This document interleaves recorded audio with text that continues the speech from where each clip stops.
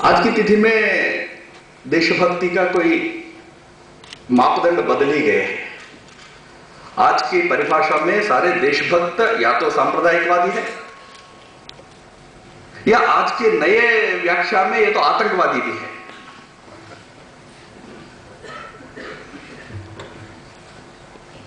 कि जो इस देश की अखंडता की बात करता है उनके लिए आज भारत की सामाजिक परिभाषा में, राजनीतिक परिभाषा में कोई स्थान नहीं है।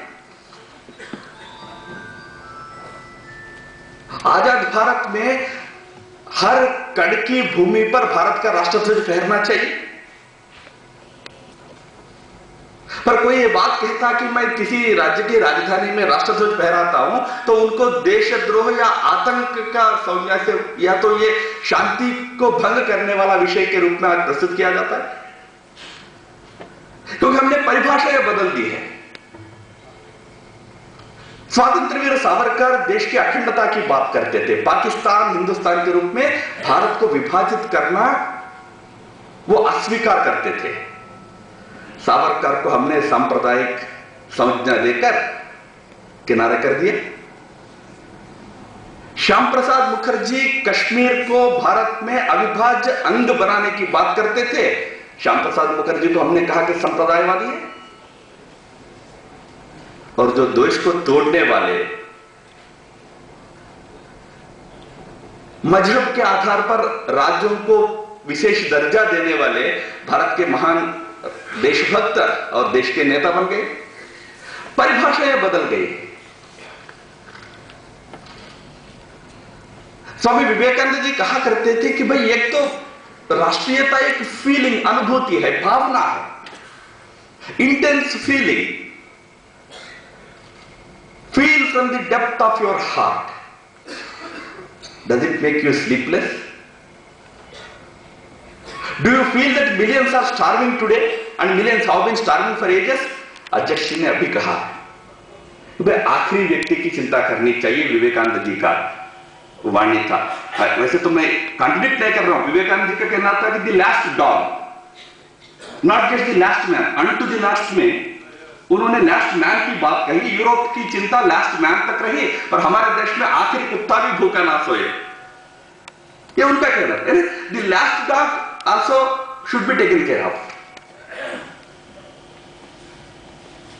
But ये एक अनुभूति है, ये भावना चाहिए। Do you feel? नहीं तो आज केंद्रीय सरकार के कार्यक्रम है, ठीक है, आखिरी कुत्ते के लिए नहीं पर आखिरी व्यक्ति के लिए तो है। फलाना योजना, ये योजना, वो योजना।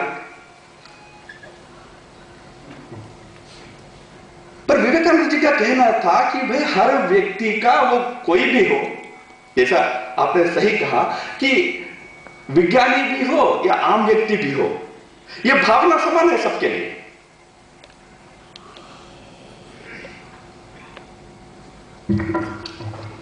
इसको हम आध्यात्मिकता कहे, स्पिरिचुअलिटी कहे, रिलीजियन कहे, जो भी भाषा से समझा दे, यह भावना जो मुझे समाज के आखिरी व्यक्ति या आखिरी प्राणी से जोड़ता हो,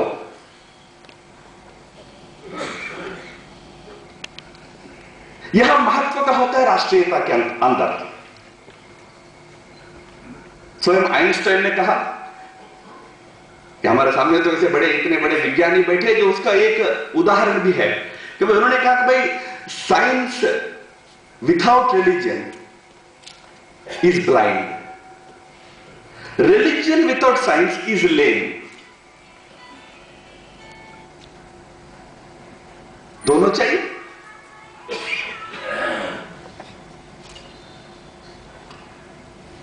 हमारे यहां हम साइंस को तो अपनाएं। वैसे तो जवाहरलाल नेहरू से जब ज्यादा साइंटिफिक टेम्पर वाला व्यक्ति कोई नहीं हो सकता। Most scientifically oriented person. पर एक अगर उसका स्पिरिचुअल भाग, रिलीजियस भाग उसमें अदृश्य हो जाता है तो वो ब्लाइंड होता है, अंधा हो जाता है। आज उसका दुष्परिणाम हम देख रहे हैं। इसलिए जैसे स्वामी विवेकानंद ने कहा कि ये फीलिंग महत्व का होता है कि do you feel from the depth of your heart, do you feel that millions are starving today and millions have been starving for ages. अन्नपूर्णा, रत्नगर्भा, सस्य श्यामला कहने वाले इस भारत भूमि में करोड़ों लोग भूखे मर रहे हैं।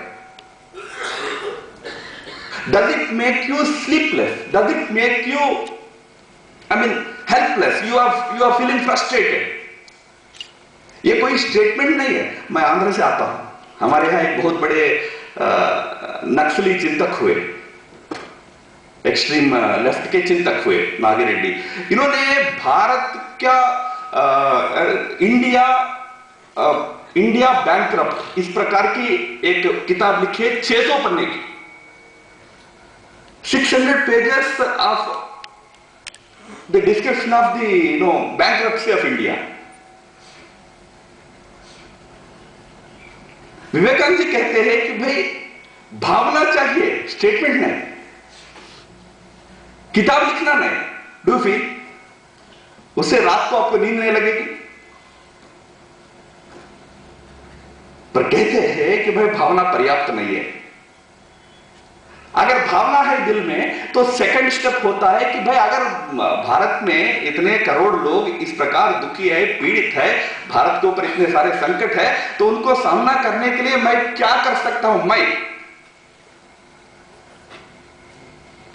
चाइना में एक कहावत है कि ओ गॉड रिवॉल्यूशनाइज द वर्ल्ड। यह तो कोई भी कह सकता है, चीन वाले का उदाहरण ले, भगवान दुनिया को ठीक करो, ये तो हर नेता कहता है भारत को उद्धार करना चाहिए, फलाना वगैरह। वहां एक दूसरा वाक्य होता है उससे आगे, बिगिन विथ मी।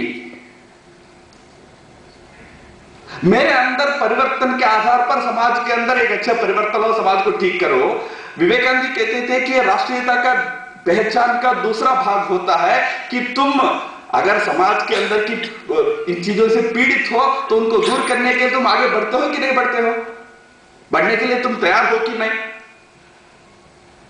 और तीसरा और आखिरी बात वो कहते हैं कि the third thing is when you have the knowledge about the plight of your people, अपने लोगों की चिंता आप जानते हो और उस रास्ते में जाने के लिए तुम तैयार भी होते हो, फिर भी आखिर उस रास्ते में उतरकर काम जो करना होता है तब बहुत सारे संकट आते हैं। विवेकानंद जी ने तो मजाक से 2 संकट कहा, पत्नी की आंसू, माता की आंसू सबसे बड़े दिक्कत हो जाते हैं, ऐसा उन्होंने कहा।